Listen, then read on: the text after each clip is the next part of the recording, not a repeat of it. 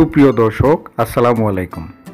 বাংলাদেশ ফলিত পুষ্টি গবেষণা ও প্রশিক্ষণ ইনস্টিটিউট বারটান আঞ্চলিক কার্যালয় সুনামগঞ্জ কর্তৃক আয়োজিত ছাতক উপজেলায় শিক্ষক, ইমাম, পুরোহিত, উপ সহকারী কৃষি কর্মকর্তা, সাংবাদিক, প্রাণী সম্পদ ও মৎস্য বিভাগের মাঠ পর্যায়ে কর্মচারী, মহিলা বিষয়ক অধিদপ্তরের মাঠ পর্যায়ে কর্মচারী, এনজিও প্রতিনিধি সহ 30 জনকে নিয়ে 3 দিনব্যাপী খাদ্য ভিত্তিক পুষ্টি ফলিত পুষ্টি বিষয়ে প্রশিক্ষণ কর্মশালা সম্পন্ন হয়েছে।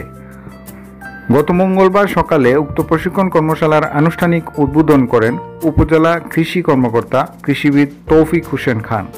উক্ত প্রশিক্ষণে সেশন পরিচালনা করেন মোহাম্মদ মুশফিকুস সালেহীন, অঞ্চল প্রধান নুরুন নবী সহ বৈজ্ঞানিক কর্মকর্তা, উপজেলা প্রাণী সম্পদ কর্মকর্তা, উপজেলা মৎস্য কর্মকর্তা, উপজেলা স্বাস্থ্য ও পরিবার পরিকল্পনা কর্মকর্তা।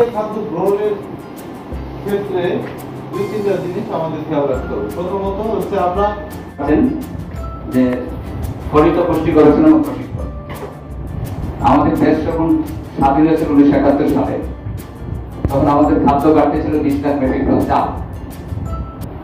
তখন আমরা শুধু খাবার নিয়ে ভাত নিয়ে চিন্তা করতে পারি।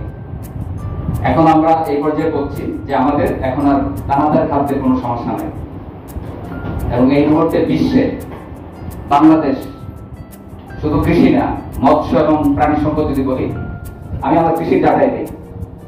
এই মুহূর্তে ধান উৎপাদনে বিশ্বের 3য় স্থান বাংলাদেশ, আলু উৎপাদনে বিশ্বের 7ম স্থান বাংলাদেশ, শাকসবজি উৎপাদনে বিশ্বের 1ম স্থান বাংলাদেশ, ফল উৎপাদনে 20টা দেশের মধ্যে বাংলাদেশ।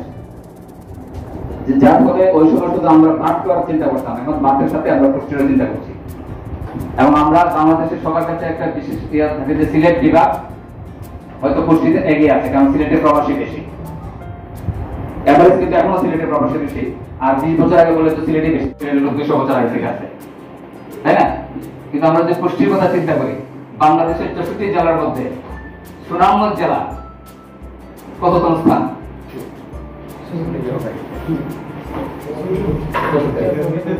একদম কি অবস্থা দেখেন। কিন্তু আজকে আমরা যে ফসল উৎপাদন করছি এই মুহূর্তে মাঠে, আমরা যে ধান উৎপাদন করলাম এই বছর, বাংলাদেশে কিন্তু আমরা 1ম স্থান ধান উৎপাদনে। সুনামগঞ্জ জেলা যে ধান উৎপাদনে, ধান সারা বাংলাদেশের মানুষ 18 দিন খেতে পারে।